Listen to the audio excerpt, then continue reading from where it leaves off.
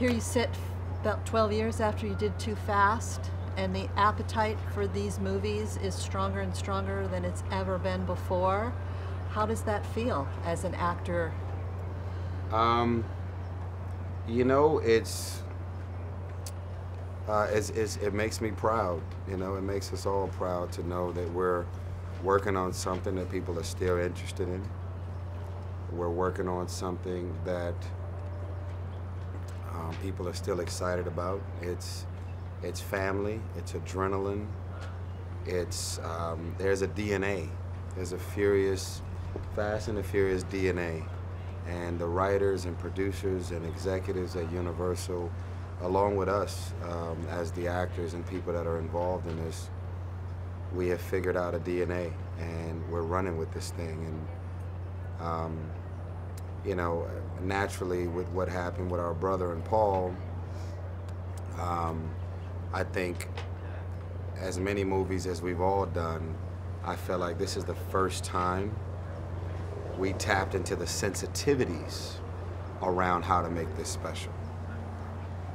Because this is art. This is Paul's art, this is his fibers, this is his DNA, and we wanted to make sure that it felt like a graduation. It felt like a beautiful send-off, and we had to protect all of that asset, the equity. This is, you know, he could have been working on any other movie as his last movie. This is the movie that he was working on. This is the movie that put Brian O'Connor and Paul Walker on the map, and we had to protect that, and we did. And I think of all things, we know that this is not about any of us. None of us wanted to do this press junket. None of us want to go do red carpets and do all of that. Hey, go see the movie. But we're doing it on behalf of Paul. And we know that the world is going to be very, very proud of how we protected Brian O'Connor and Paul, and to send this out there, it's just beautiful. You have a lot to be proud of, all of you. You too. I am. Watching Roman grow all these years and develop an arc and change, what's that been like for you? You enjoy that process? You know, I think I'm very grateful to John Singleton. My first movie was Baby Boy. My second movie ever was Too Fast, Too Furious. And John said to me, we're gonna make sure that the world knows you're funny. And that has been a blueprint that we've been able to hold on to for all of these movies. And I'm not a comedian. And so I think the way we play it is we play it serious, and then we have all of these intense guys with muscles and deep voices and all of these intense scenes. And so my character, along with Chris, Ludacris, and Tej, were able to like find funny moments and moments that otherwise might be very intense and over the top and serious. So, and you know what we found in this one is that because of the obvious what happened with our brother and our family, the funny in this movie means that much more, because it gives the audience a moment to finally, you know. So we're excited. I mean, every fan around the world, we just know that it's not about money, it's not about a call sheet, it's about making the world proud, because you can go out and support any movie. The fact that y'all keep showing up to support the Fast and the Furious, we hope to always make you proud. Roman probably says it best when he says, first you give us, we have a vault, then we have a tank, then we have to shoot a plane down. Now we have drones and cars falling out of planes. Can you talk about the scope and the scale of this one?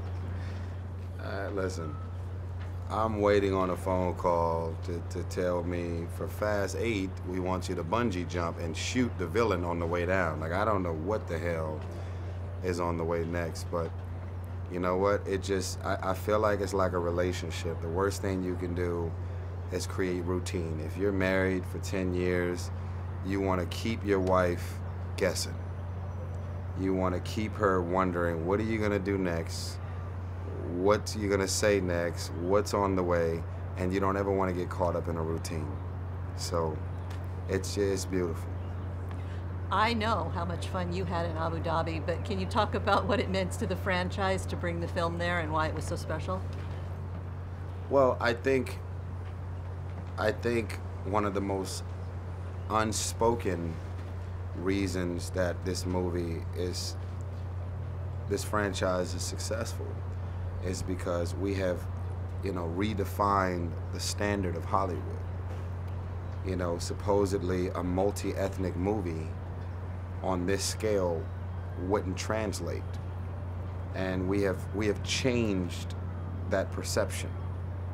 And so being is that the Arabs and the Muslims around the world continue to support this franchise just as a culture, who are we to not embrace that and have the presence of that energy and that culture to be a part of this movie in a major way? And it was a very proud moment for me because I went to Dubai, to bring in my 35th birthday, and I finally found my smile.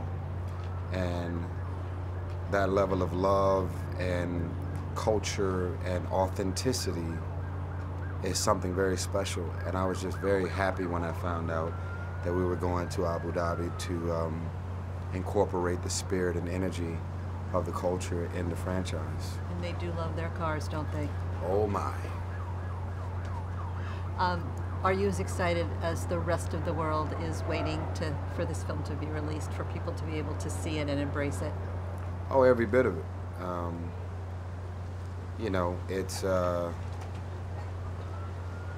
It's going to be a very proud moment on April 3rd, especially everything that we all went through on a very personal level to get through it. And it's going to make a big statement, I feel.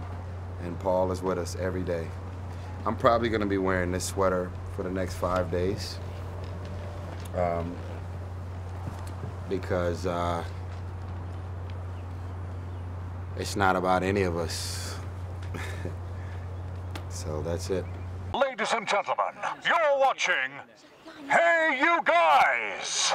Hey You Guys, huh? Hey, you guys. Is that from the Goonies? It is indeed, yes. Nice. Hey!